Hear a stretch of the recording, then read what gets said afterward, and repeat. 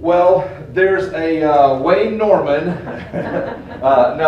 These guys are all for county commissioner spots. And what I'll ask you to do is, when you start your opening statement, if you will address which district you are running for. I think that would help everybody to understand. And there are probably some who are here tonight who are not sure which district they are in. So if you want to explain that a little bit, that might help out as well. Does that work, Mr. Sanders? Close enough. Close enough, all right. I'll try better next time. We'll start with Mr. Norman right here. 3 minutes for an opening statement. Well, I'm Wayne Norman, and I'm what you call new kid on the block. Because this is the first time I've gotten into the political ring. And, Is that microphone on? up here, is it on? There you go. Okay. How's this? Great. That's why I was holding it back here. Again, I'm Wayne Norman, and new kid on the block, because first time into the political ring, and I want to kind of give you a background of who I am. I am running for County Commissioner, District Number 5, and I am not new to Saline County. I was born and raised here, and with short of 11 years being gone, I came back after I swore I'd never come back. But you never make that kind of comment and so forth. And I've been a firefighter for District 5 for 4.5 years, and before I became a police officer. And I was hired by John Woody, one of the greatest police chiefs that ever was, and I learned how to talk with people by becoming a DARE officer. I was become the DARE officer and taught in all the schools for 8 years.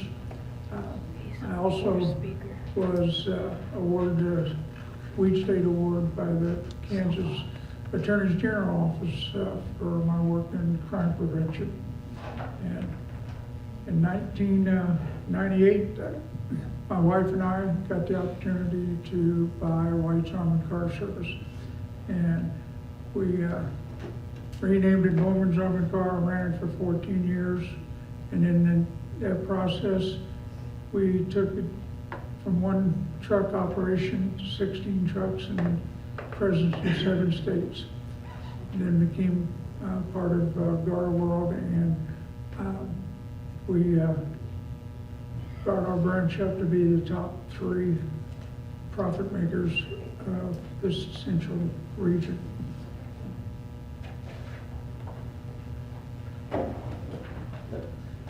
Thank you. Thank you, Mr. Norman. Next will be Mr. Joe Hay. And I guess I could have said District 5 for both of you fellas, but I'll let you say that. I won't steal your thunder, Joe. Oh, okay. Good evening. You know, I want to thank the Grannies for putting this on tonight. I want to thank my wife. You know, we've been married for 52 years, and been in Saline County, in Saline County I have been for about 60 years. And anyway, 3 years ago, the voters of District 5 entrusted me with the responsibility of serving as your Saline County Commissioner. It's been one of the greatest honors of my life, and I'm asking for your support again tonight. When I took this office, I promised to be accessible, accountable, and focused on issues that are most important to Saline County. I believe I've kept that promise. I have worked to be a commissioner who listens first, put the taxpayers first, and makes decisions based on what is best for the county, not politics. During my time in office, we have supported economic development efforts, invested in roads, infrastructure. We strengthened public safety partnerships and worked to ensure city government operates efficiently, and we have faced challenges together, and I have never been afraid to tackle difficult issues. When the residents in Sundowner area experience ongoing water quality issues and concerns, I worked to ensure that those concerns were heard and addressed, and they had accessible, safe water and reliable water. Reliable water is not a luxury, it's a necessity. And I have remained committed in finding solutions to protect our residents and their quality of life. Likewise, as discussions surrounding the battery energy storage system that emerged in our county, I was an advocate for those a thoughtful, transparent process that put public safety first, property rights first, and put local input first. Growth and innovation are important, and they must be balanced with concerns and interests of the people who live there. I am seeking the re-election, but there's still important things to do as we grow our economy, support our law enforcement, and also be responsible for our taxpayer dollars. I am proud of what we have accomplished, and I'm excited to what lies ahead.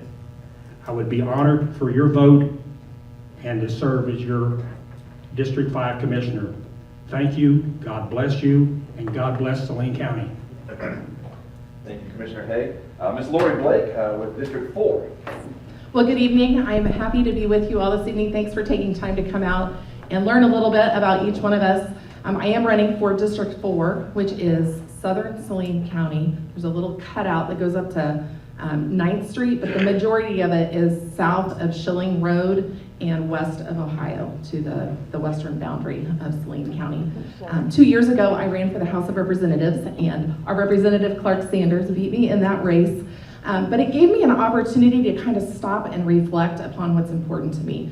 Before that, I was the Executive Director at Child Advocacy and Parenting Services, which is a nonprofit that serves 10,000 unique individuals in our community, fighting against child abuse and helping individuals in our community recover from their worst days. And in that time, I had the opportunity to work with many of our county organizations, including Community Corrections and the Saline County Sheriff's Department and the Health Department. And so those gave me kind of a unique perspective, I think, about what that means to us as citizens. I've lived here my whole life, minus 2 years when my parents moved me at age 2 to Louisiana for 10 months, and then back to Winfield, Kansas, and then they came back to Saline County. So this has been home. My husband and I chose to start a business in Assyria, Kansas, and stay here and raise our family. We are parents of 3 children, and the ages 20, 22, and 24. So I've got 2 of them off the payroll, and that feels really good. But when I lost the election, I had a lot of time on my hands to think about what am I going to spend my time doing. I work 1 day a week at Trinity United Methodist Church as our church treasurer, and then I do consulting for the Kansas Association of School Boards, helping teach school board members what it means to be good governance, because I served 13 years at Southeast of Saline on our Board of Education there, and the last 8 years of that service also served on the association's board of directors. So the work that I've been doing for the last 2 years has been all about local. And as I've prayed about, do I run again against Clark, or do I do something different? The answer was stay. And the answer there came from serving nonprofits again on boards and helping the Boys and Girls Club get started and helping a new group called Core Communities Fight Poverty in our community. And so when this opportunity on May 14th was presented that nobody had filed for District 4 yet, which is where I live, I thought, oh, maybe that's the thing. Maybe that's what I'm supposed to do. And so I am all about service. I'm a servant leader. I'm here to serve and listen. It's who I have always been. I want to be a unifier and work with people as a problem-solving entity. And I look forward to that opportunity because nobody filed against me. So hopefully something strange doesn't happen and I'll become your commissioner in January. But I look forward to hearing what's important to you all. Thank you. Ms. Sherry Calabrese, she's running for District 1 County Commission. Thank you. Before we start, I'd like to thank Mr. Norman for his service, and also I want to thank our community. With last week's windstorms, when neighbors were helping neighbors, it really made me feel blessed to be in Saline County. My name's Sharon Calabrese. I was born and raised right here in Salina, and my husband Jerry and I have been married for 37 years. We've lived on the farm, worked the farm, had business in town as well. I was a realtor and he had Calabrese Heating and Cooling. We're both officially retired, but we still work.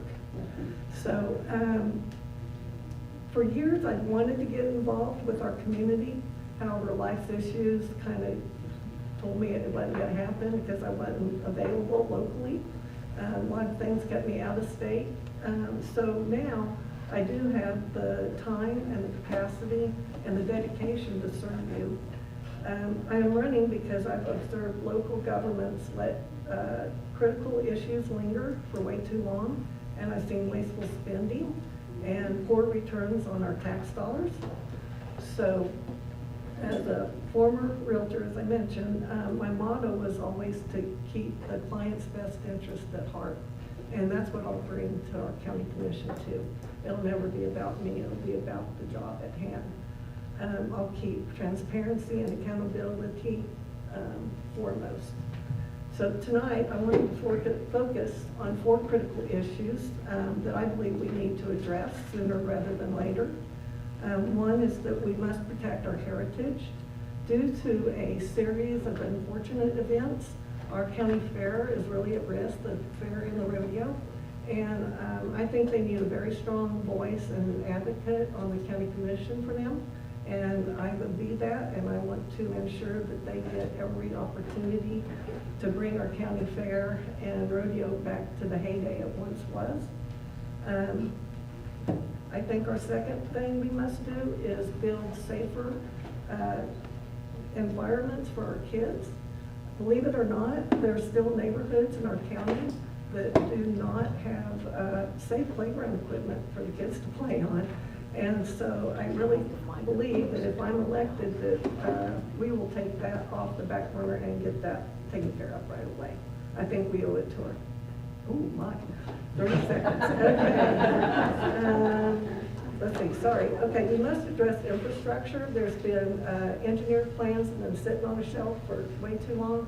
We need to dust those off and go implement it. It actually will save a town from flooding, and they can sleep at night. Also, our roads are washboardy, and basically all it takes is training, proper training, to make sure that the ground on the road. Okay. Okay. Thank you. Keep that microphone in, and I would remind, well, you got 2 microphones down there. I would remind our candidates up here, eat that microphone. Try to get it as close to your mouth as possible. There are some that are having some trouble hearing back in the back. It's much easier for them to turn you down than it is to turn you up. So if you would try to, don't literally eat it, but get it right in your mouth as much as possible.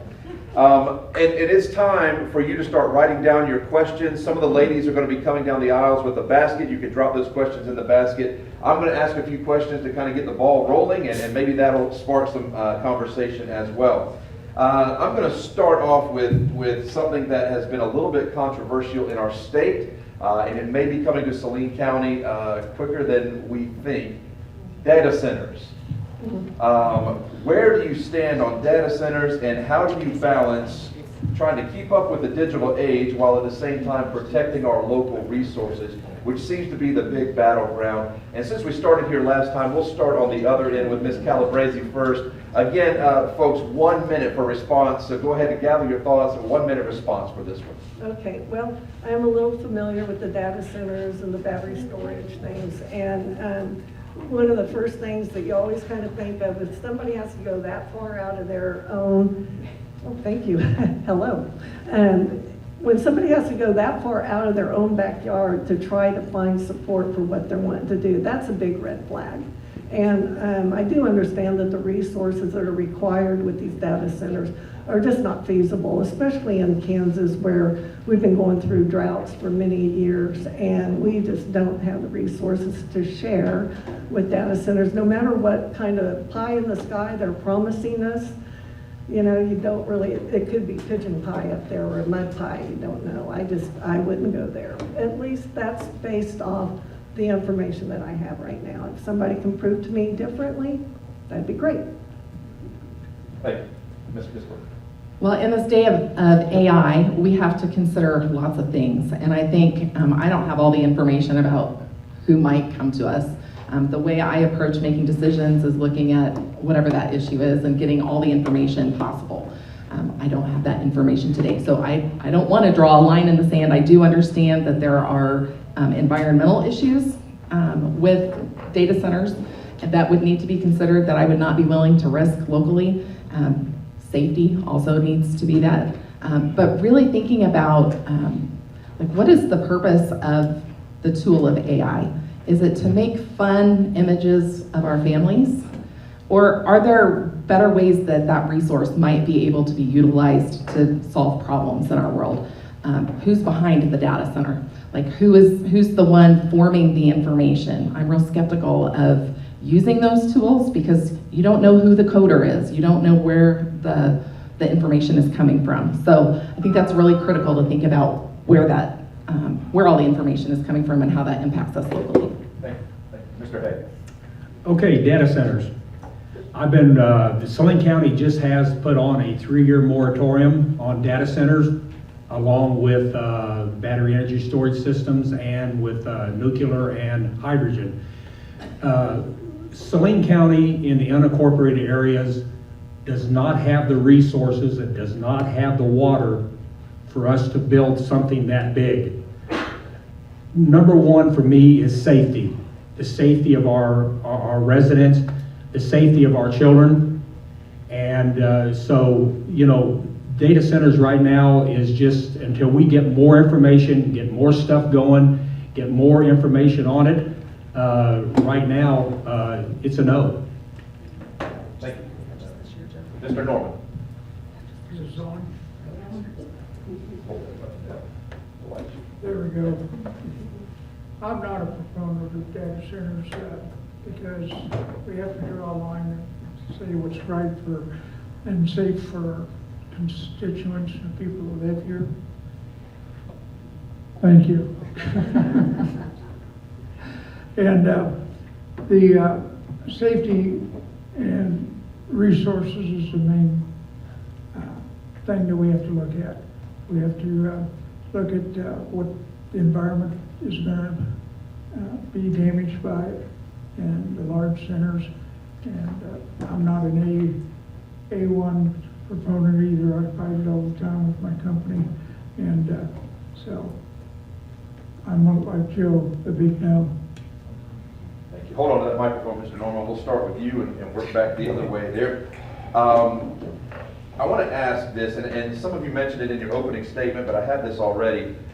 In your first year, and Joe, this may be a little different for you. You've been in office for a little bit already, but what would you change, or what would be your focus in your first year of becoming county commissioner? My plan is to work with the economic development and look at ways to bring more revenue into Saline County. The more revenue we bring in, the lower the mill levy and the better off the tax burden is on people. There's been several programs and events that we have lost.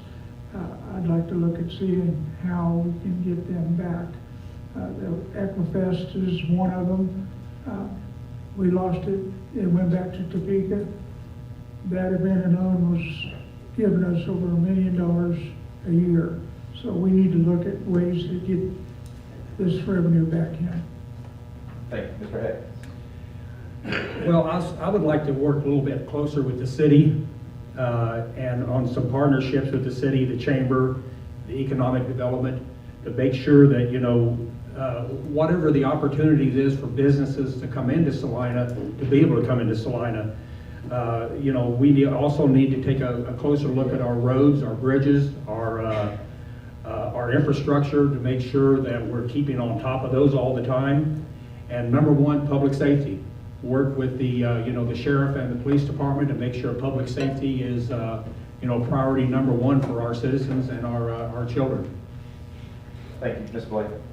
Okay, well, I would second the economic development things that we have heard from these two gentlemen. But also, we have an opportunity coming to look at how our health department is housed and where that's taking place. There's a transition coming there, and so to be a part of that would be my greatest honor.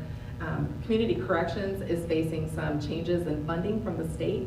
and that is our probationary programs here. And so working with that commission to make sure that our community remains safe and that people who are convicted have the opportunity to learn from their mistakes. I live in the county, and so roads and bridges are always something that we navigate out there. And so making sure that we're not just closing them, but that we're actually addressing those routes that impact our agricultural income as well. Thank you. Ms. Calabrese.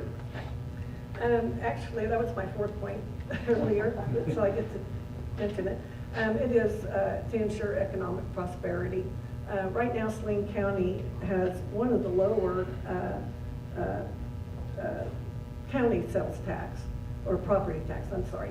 And instead of burdening our current residents, I really think we need to expand, encourage new industry and businesses to come to our county so we can widen our tax base. And that brings better jobs. People are driving out of Saline County to work. I think that's kind of unacceptable.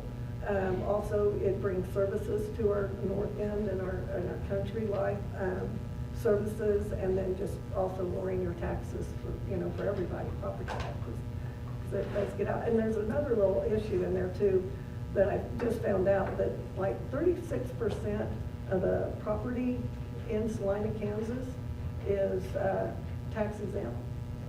And that's a critical point, I think, at that point. So Thank you. I'd like to address that. For sure. Hold on to that microphone, and we'll kind of build on that topic and as we come back down the line.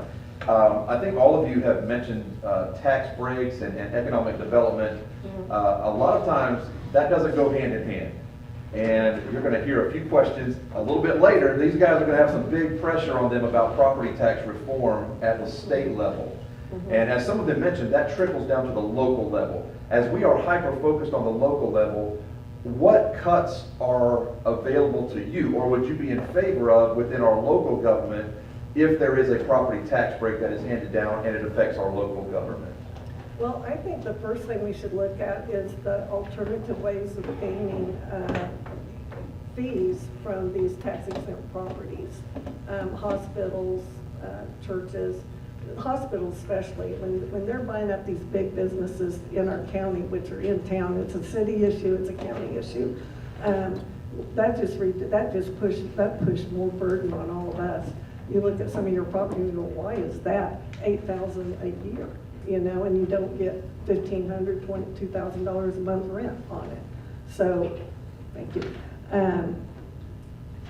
I really think we need to look at that, but then just line item, getting into the budget, looking at it, line item, see where areas are not producing like they should, a better return, and taking funds, allocating funds that aren't working so well and redistributing them into more for our infrastructure and economic growth.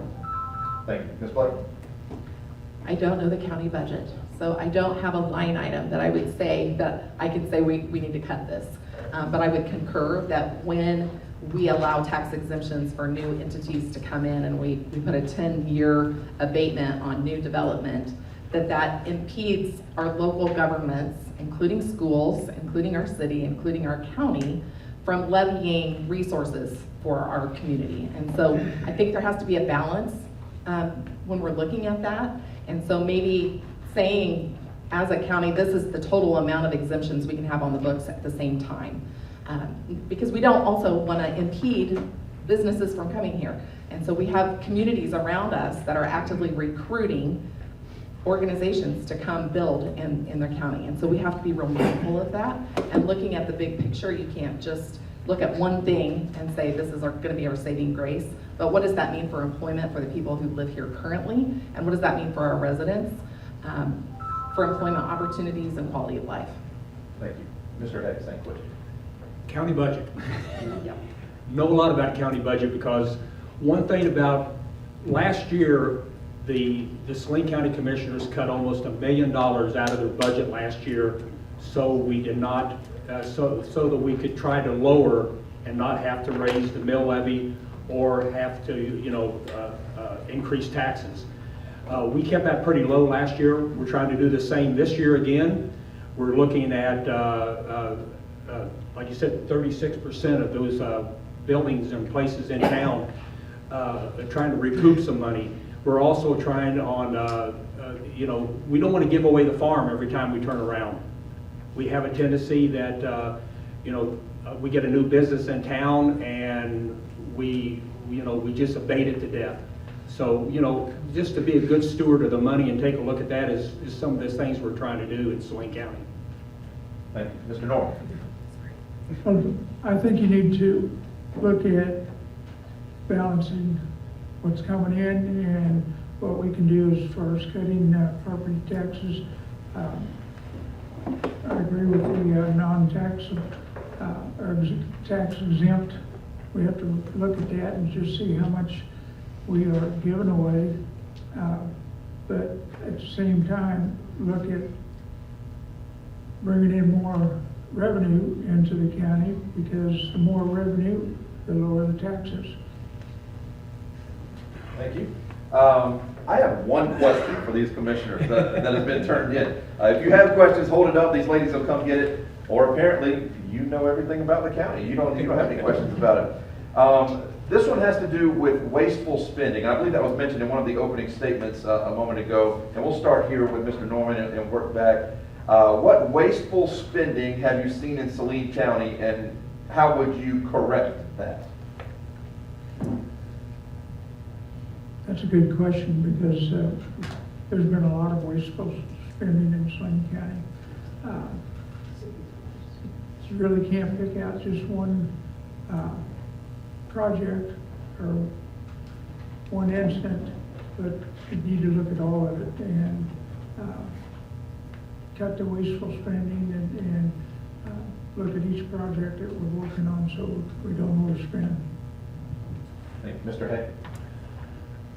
You know, there's a couple of things, I don't know if I want to call it wasteful spending or anything, but you know, when we did the destruction of the old jail, you know, we had some bids put out for the old jail, and we didn't take the low bid. And a couple of the commissioners on that commission at the time, myself and Commissioner Weiss, we voted no, that we did not want to spend that extra, you know, $10,000, $15,000, $20,000 on that.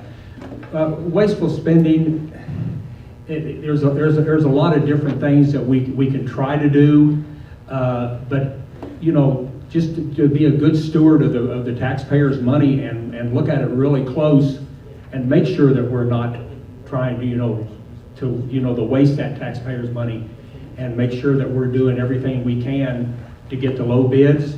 Make sure we're talking to the our vendors and everything to make sure that and our department heads have been really good about cutting their department budget. Thank you. Ms. Blake? So as a school board member, I'm real proud that we never, when I served, maxed out our mill levy. We were always resourceful. We were trying to leverage the dollars that we had at our table to utilize through grants, through community volunteering, through other tax entities, through federal government. And so when I look at a budget, that's what I try to do too. How do we leverage the resources that we have available to us? How do we make those work best for us? And how do we make sure that our services locally remain safety first, and that our citizens have access to the things that they need? So you have to look at it from a global kind of perspective. You can't just cut one thing, because sometimes cutting the nose off your face causes more damage long-term and in the future that will increase spending. So I think you have to look at those numbers holistically, and I am a lifelong learner, so learning the budget will be one of my number one things to focus on initially. Thank you. Ms. Calabrese? Right. What Joe mentioned about paying more to have something torn down and hauled off, that makes no sense at all. The other thing that's really a waste of money is when you're laying gravel on a road and then you bulldoze it off to the side of the road, and then you push it to the other side of the road, then you push it to the other side of the road, and then you come back and bring more gravel. That's wasteful money. That's wasteful spending. If they were properly trained, it may take a little bit more right off the top to train them correctly, not that much more, But I would think it would cost a little bit, but then you're saving money in the long run, so. Thank you. Hold on to that microphone. I believe this question was specifically for you, Ms. Calabresi. You mentioned 36% of the properties in the county are non-taxed. Yes. Do you have examples of those? You mentioned hospitals and churches. Yes, Are there businesses or just nonprofits? Hospitals, churches. Any kind of human resource type thing, I think is what qualifies. I know the state level has, the list of everything. But yeah, when you look at how much property, I'm not trying to pick on the hospital, but you look at how much property they own in District 1 alone, much less the other one, but District 1 alone is huge, what they own. District 1's north of Crawford, pretty much, just roughly north of Crawford, east of the river, no, west of the river, east of 9th, then it goes north through town, and then Stimmel Road and north to county line. But that's that's not cheap property either that they're sitting on. So I think we need to look at that. Sure. Did anybody else want to chime in on that, or Joe? Of course, Joe. We said 36%. Most of it, what we're looking at is Saline Regional. A lot of nonprofit organizations out there that's bought property and it's not on the tax roll. I don't know as many churches that has got property out there that are not on the tax roll or tax exempt, but some of the larger stuff out there, like Saline Regional, and a lot of that is state. There's nothing we can do about it. I mean, a lot of it is is run through the state, so it's it is a problem. And when 36% is a big number, or is a really large number, and it's something that we need to keep on top of and look in more. And we can work with the with the county appraiser and see what we can what can happen. Sure.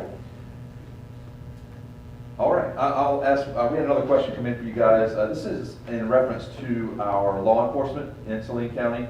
Manhattan has no city police department. Riley County covers the entire county, including the city of Manhattan, obviously. But would that ever work in Saline or in Saline County? It's only a matter of time before SPD is going to need a new headquarters here as well. And Mr. Norman, we'll start with you with that. Well, being part of Saline Police Department and the Saline County Sheriff's Office, I was with them for 23 years. And this has been looked at several times to merge the county and the city as all into one. And thus far, they have not come up with a viable plan that will work.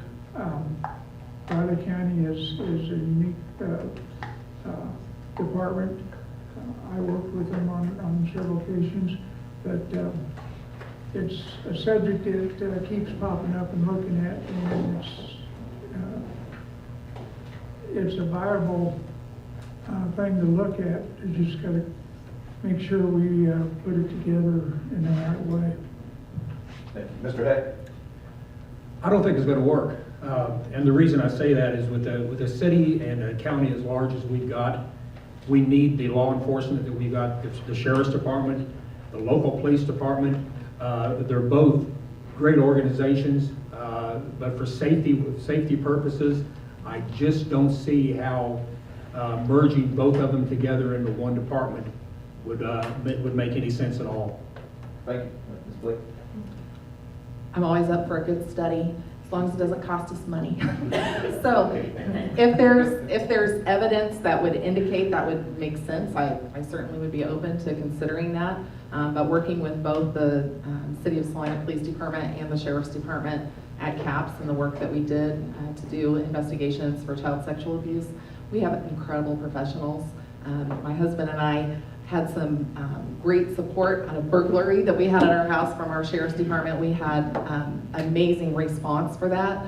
I know these professionals that are, they are highly esteemed individuals, and so I would never want to undermine that. We want to make sure that everybody's safe wherever they live, and they serve very different purposes currently the way that structure is. So if there was cost savings and it seems like something that makes sense, it wouldn't be a no, but we need to study it and make sure it's a viable model. Thank you. Ms. Calabrese. You know, I don't know enough about the situation right now. I need to look at it. I'd want to know what the consequences were by consolidating them and how much money it would save and what other problems might be created because of that. So I would need to study it, and I wouldn't pay somebody to study it for me.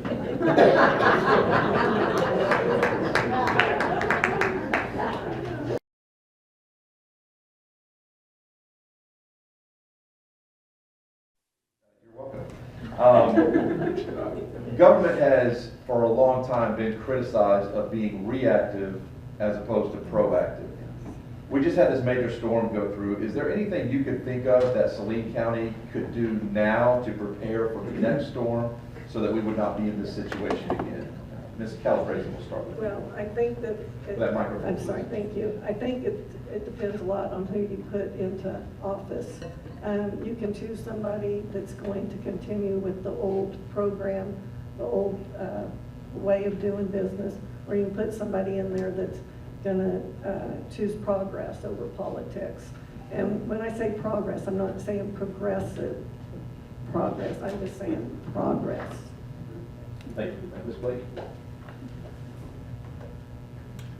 I think in terms specifically of the storm, the response that we had was incredible. I don't know that there's anything we could have done to prepare for the entire city and the majority of the county to be without power the way it was. And the response that we had was phenomenal to come together. And I would echo what I heard from our state representatives, and the way our community responded to each other was beautiful. And is still responding, because there's still people with need. But I think to be innovative, you have to be visionary. And that is an area that I really excel at. It's part of what I do for the association, is help school boards do strategic planning and visioning. And I think it's important that our county takes the time to look at that. And I don't know if we have a strategic plan, but that would be something that I would be an advocate for, to look at the next 3 to 5 years and prioritizing those resources and what the needs we're hearing from our citizens that need to be addressed. Thank you. Mr. Hay, you're in there. Okay, right. Saline County has one of the best emergency management programs that I figure in the state of Kansas. Michelle Weiss, she's constantly, even at the times that we don't have anything going on, is always got training of some type, going out in the public, training people on storm watches. It's just, you know, this response that we had from the department, like I said, was top notch. She spent countless hours down there. A lot of the responders that we had, you know, the sheriff's department, the police department, everybody, I mean, they were on top of it. Not a lot I think we can do to do better. I think that they did the best that they could do at that time, and we're always learning. Like I said, Saline County has got a top-notch emergency management program. Thank you. Mr. Norman? Well, I've been through the training with Michelle, and she is top-notch. And Saline County is prepared for tornadoes. We watch for tornadoes. We've got one of the best watches and radar. But with the straight line wind that we had, that was the worst that I've ever seen. I've had 80-mile-an-hour wind out where I live, by Glendale, but 115 miles an hour. You just can't be prepared for some straight line wind that does not show up. So, but I think Saline County's got one of the best programs around. Thank you. I have not received any more questions for you guys, so I'm going to move to our closing statement for you. And we started opening statements on this end. We'll start closing statements on the other end and move back this way. Again, 3 minutes. 3 minutes for a closing statement. And again, thank you to all of you, and feel free to applaud them or boo them, I guess, if you disagree with them after that. But we'll start with Ms. Calabrese. 3 minutes for a closing statement. Okay, I appreciate that.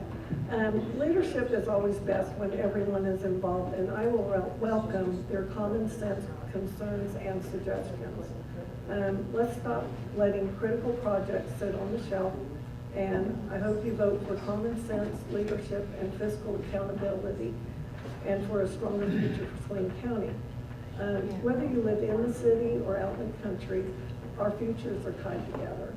And we stand at a critical crossroad for our county right now. And the choice is not just between candidates, but it's going to be a choice between repeating the same old patterns or choosing a fresh, proactive path. And that's what I hope to bring. I am ready to bring fiscal accountability to our budget, fix our infrastructure, and ensure your tax dollars work for you. I promise to listen to your concerns, answer your phone calls, and fight for your family.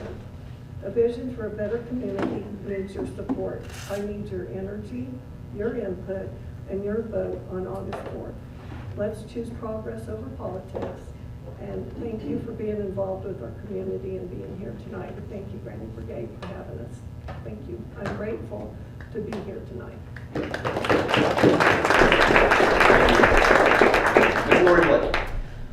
I think we learn from our experiences, and so when things happen to us, if we just continue to repeat cycles, to me that doesn't show a lot of forward thinking. And so to echo kind of what Sharon is saying, I'm not that kind of a leader. I'm somebody that wants to elevate all voices, and that I will seek out those voices that are not being represented at the table. For instance, we have the lowest birth rate currently in our state's history in the last 100 years. We have a declining population in our county. We have great things coming to our community, but we are not growing as a county. And that is something that's concerning to me. I do think that families are not being supported at the level that they need to be. Our wages are too low. Families cannot afford to have children, and that's a strong reason why a lot of families are not having children. So to look at our issues through the lens of those small voices, I think is something that's very important to me. I am a 4-H'er, and when I think about the county fair and what it looks like currently, it makes me very sad. But our Expo Center is something none of us have talked about tonight. That is something that will be coming forward in the next few years. Joe's nodding his head there. We need to address that elephant in our county and in our community, and either take care of it or move it. We've got to figure that out. Accountability is not a dirty word. I teach our school boards that. We are using tax dollars to provide services in our community, and so we are accountable to the people that elect us. We need to be available to listen to people, and we've got to work together in order to grow our tax base. That's who I am. I want a place that maybe my children will want to move back to eventually. I've got one living in my basement right now who is working and saving money to be able to buy a home. He doesn't want to throw his money away on rent, and so he's growing a little nest egg right now. I've got one in college that is looking at, do I stay in Kansas as a mechanical engineer or do I go somewhere else? And I have one who is living in the Kansas City area right now, looking at, what is the next step for her? She's a college graduate, but I would love it if Saline County was a place that they wanted to come back to and make home long-term, the way my husband and I have, and my siblings. So I look forward to serving you and getting to know what issues are important to you, and thanks for being here tonight. Again, thank you to the Granny Brigade for including us and providing this opportunity for people to get to know us. Thank you. Mr. Joe Hay. The future of Saline County should be about building on progress we have made while protecting the values of our communities and strong. I have some what I see for the future of Saline County. Over the past several years, we've worked to strengthen our roads, infrastructure, support our responsibility of economic growth, expand our rural broadband, and to ensure taxpayer dollars are spent wisely. If I'm given the opportunity to continue as District 5 Commissioner, my focus will remain on delivering results to every corner of Saline County, not just District 5. I also see that rural and urban residents have the access to reliable internet, creating opportunities for education, business, and growth. Saline County continues to attract good jobs, investment through partnerships with the City of Salina, the Chamber of Commerce, and through economic development, and the Airport Authority. Our roads, bridges, and infrastructure remain priority, so our families, our farmers, and our businesses can move safely through our community. Public safety agency have the tools and the resources to protect our community. County government remains transparent, accountable, and physical in responsibility. Property taxpayers should know where their money is managed carefully and respected. Growth is balanced through protection and the way of life of property rights. The future of Saline County is bright. We have a strong community dedicated to the citizens and tremendous opportunities ahead of us. My commitment is simple, working hard to listen to the people and to make decisions that leave Saline County stronger for our next generation. Thank you so much for you folks being here tonight, and again, thank you, Granny Brigade. Thank you. Mr. Norman. I too wanted to thank the Granite Brigade and everyone here for allowing us to have this forum. Like I said, this is a learning experience for me and so forth, but I believe I can bring business knowledge that I've done over the years to the Saline County Commission and work with the road and bridge sorry about that, infrastructure, and because we've done a good job there, but there's more improvement that needs to be done. In the 23 years I was a road deputy, I saw roads that were impassable that shouldn't have been impassable if they'd have been taken care of. And the bridges, some of them have been overlooked and are needing extreme work on them to be safe. Everybody in Saline County, no matter where they live, either the city or the county, they need to have safe roads and safe bridges in order for emergency care to get to them if they could.